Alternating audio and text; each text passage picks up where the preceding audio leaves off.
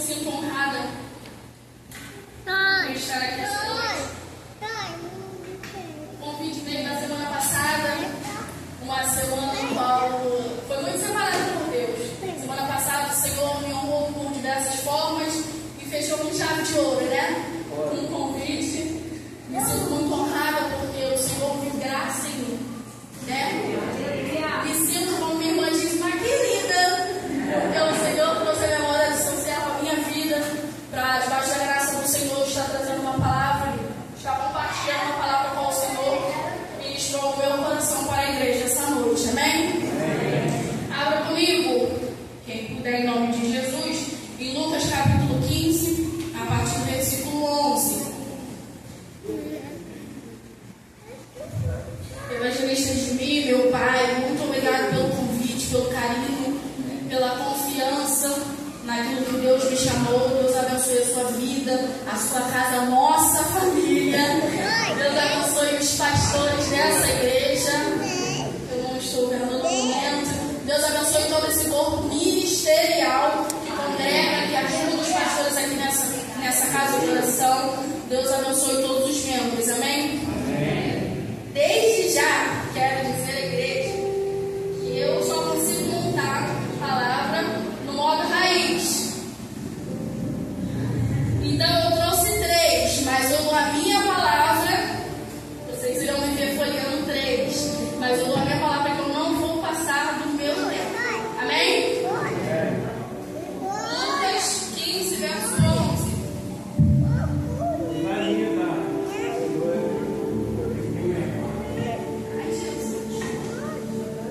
Glória a Deus. Jesus está na casa, amém? Amém. Verso 11, e disse: um certo homem tinha 2 filhos, e o mais moço deles disse ao pai: Pai, dá-me a parte da fazenda que me pertence. E ele repartiu por eles a fazenda. E poucos dias depois, o filho mais novo, ajuntando tudo, partiu para uma terra longe, e ali desperdiçou a sua fazenda, vivendo dissolutamente. Feche os seus olhos, deixa eu orar com você essa noite. Deus, eu quero te agradecer antes de qualquer coisa pela oportunidade de estar ministrando. Antigamente eu morria de medo, tremia de medo. Mas Deus, na semana qual o Senhor me honrou de muitas formas dentro da minha casa. O Senhor fechou a semana com chave de ouro com esse convite. E Deus, o meu coração se alegrou muito em ter a oportunidade, Deus, de mesmo sendo falhas, cheias de defeito, o Senhor viu graça em mim para trazer algo da tua parte ao teu povo essa noite. Deus, eu te peço em nome de Jesus, me diminua para que somente o Senhor cresça. Que não sejam somente as minhas palavras, mas que sejam as tuas, meu amigo Espírito Santo. Ministra o meu coração, ministra cada coração que aqui está, no nome poderoso de Jesus. Para a honra e a glória do teu nome. Amém? Amém. A palavra diz que, a partir do verso 11, começa a nos contar uma história da parábola do filho pródigo. A história diz que eram 2 irmãos. Certo dia, o mais novo foi ao pai e pediu a sua parte da fazenda, a qual ele também tomava conta junto com o mais velho. O pai, sem questionar, decidiu repartir igualmente aquilo que era direito dos 2. A palavra diz que o pai dá ao filho mais novo aquilo que ele pediu. O filho mais novo, então, ele se prepara por poucos dias. Diz no verso 23 que ele se prepara, no verso 13, perdão, que ele se prepara por poucos dias. E então ele decide partir para uma terra longe. E ali ele acabou desperdiçando tudo aquilo que ele tinha pego no tempo dele. Ele desperdiçou tudo aquilo que era herança. A Bíblia diz, após isso, que a região a qual ele estava, a terra longe a qual ele estava, da casa de seu pai, passou a viver um período de fome. Ou seja, o filho mais novo passou a padecer necessidades. E então ele, tendo gasto tudo que ele tinha, ele precisou procurar um dos cidadãos daquela terra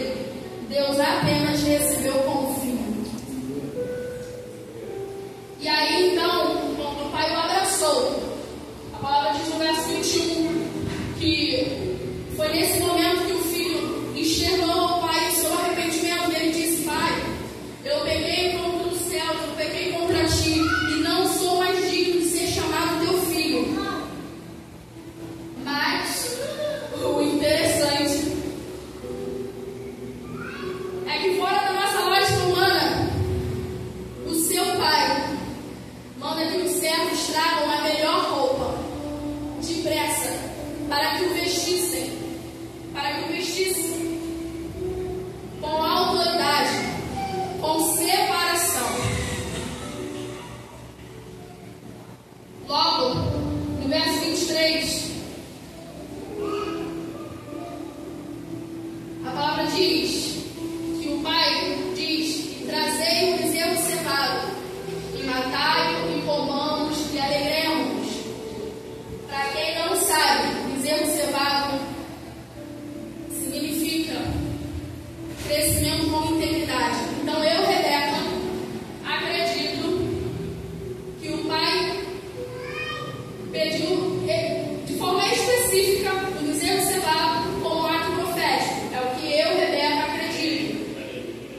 Para que a partir daquele momento, daquela volta do filho arrependido, do filho mais novo, que a partir daquele momento ele tivesse um crescimento com integridade.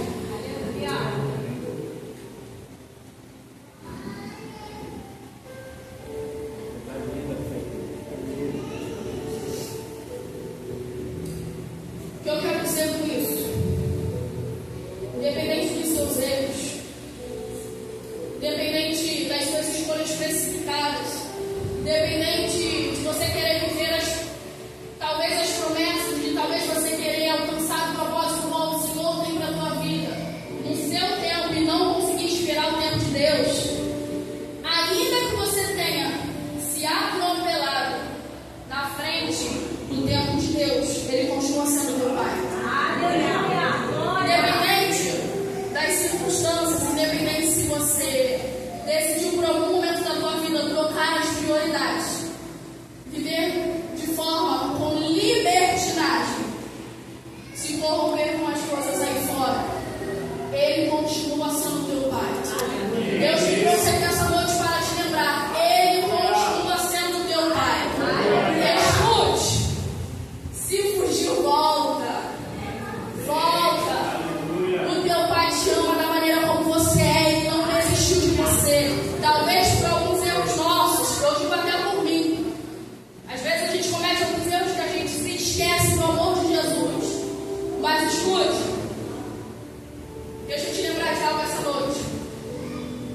Jesus morreu na cruz do Calvário por mim e por você. Ele te amou lá na cruz do Calvário. Para Jesus, pecadinho e pecador é tudo igual. Mas Deus me trouxe aqui essa noite só para te lembrar: Ele continua sendo teu Pai.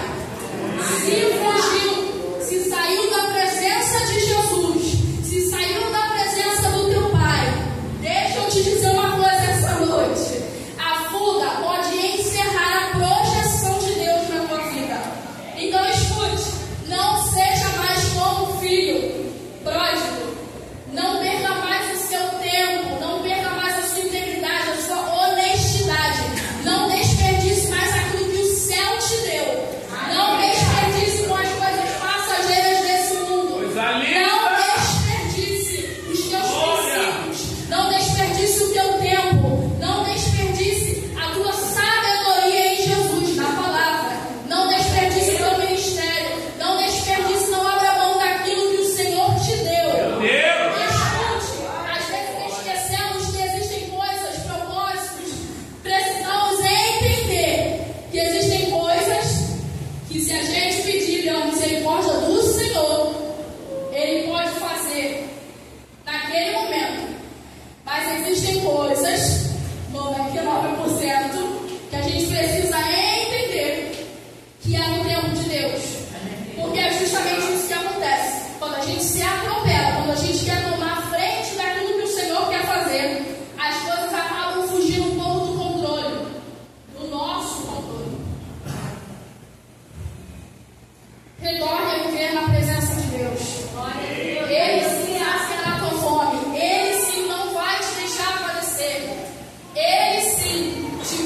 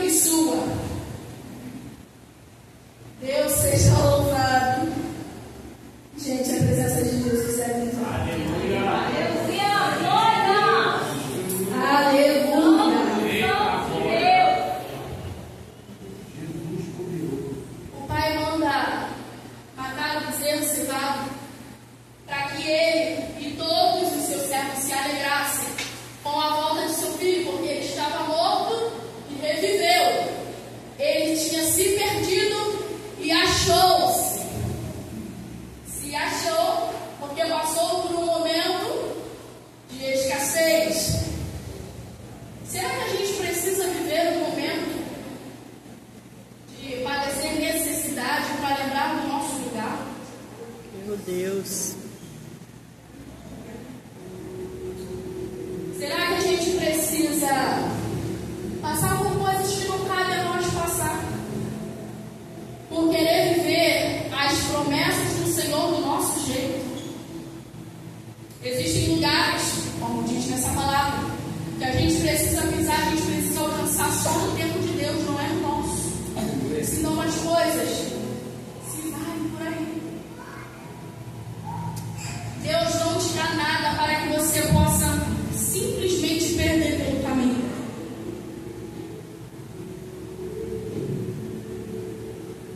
O filho estava morto e reviveu. E é assim que acontece.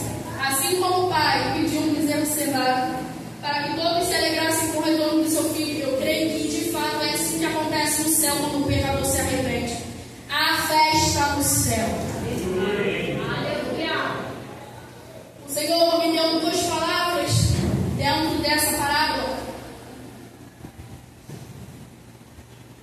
E eu quero compartilhar com a igreja o final da parábola. Quero pedir para a gente, já encerrando, não vou tomar muito tempo da igreja, só para dar uma atençãozinha nessa parte. A partir do verso 25, o Espírito Santo me chamou muito a atenção, despertou em mim o interesse de observar a posição do filho mais velho, primogênito. A partir do verso 25, repare bem, o pai se alegrou juntamente com os servos. Os servos eram de fora da casa, o irmão mais velho era de dentro. Então, a partir do verso 25, o irmão mais velho, que era de dentro da casa, começa a nos dizer que ele se indignou. Complete comigo, ele se Dignou. O de dentro ficou indignado ao invés de se alegrar. A partir do verso 25, a palavra diz: e o seu filho mais velho estava no campo. E quando veio, chegou perto de casa, ele ouviu a música e ouviu que estavam dançando, estavam todos alegres. Verso 26, e ele, passando por um dos servos de seu pai, perguntou o que estava acontecendo. Então o servo decidiu explicar a ele. Seu irmão mais novo voltou. Olha que interessante. E o seu pai pediu que matasse o bezerro cevado. Crescimento com integridade. A palavra diz que o filho mais velho se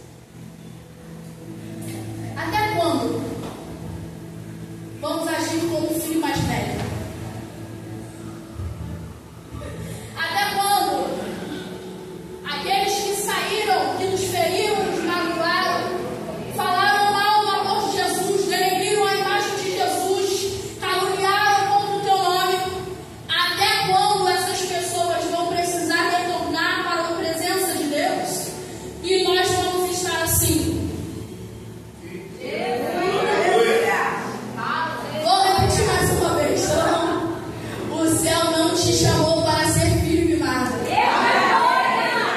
Às vezes nós estamos tão preocupados com o nosso lugar de filho. Às vezes nós estamos tão preocupados em sermos reconhecidos como filhos, que nós esquecemos a importância, aleluia, de exercermos o nosso lugar, o nosso dever de servo. Não adianta ser filho se você não serve, filho. Vou te dizer mais uma vez, para os filhos primogênitos, o céu não te chamou para ser filho mimado. O céu, deixa eu te dizer algo que com toda certeza você já ouviu. O céu não depende de mim e ele não depende de você. Mas ele conta com você como servo e não como filho mimado. Aprenda a ocupar de uma vez por todas o teu lugar de servo. Olha quantas vidas precisam ser alcançadas pelo amor de Jesus. E a gente perde muito tempo. Muito tempo. O Senhor me chama a atenção essa noite. Para de perder tempo sendo filho mimado. Para de perder tempo. Escute. O relógio. Aleluia. O relógio está parando. O relógio está parando. Jesus está voltando. Aleluia. Não faz as obras não para tu ver quando Jesus voltar e ele pedir para olhar para o Vou dizer mais uma vez, é o filho primogênito. Já tem a palavra que o Espírito ministrou ao filho pródigo. Agora é o filho primogênito. Vou repetir mais uma vez. O céu não te chamou para ser filho mimado. Vidas entram e saem por culpa nossa.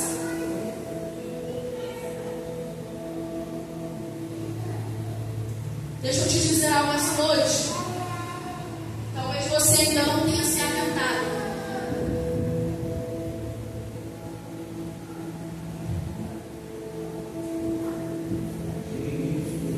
O evangelismo começa aqui dentro.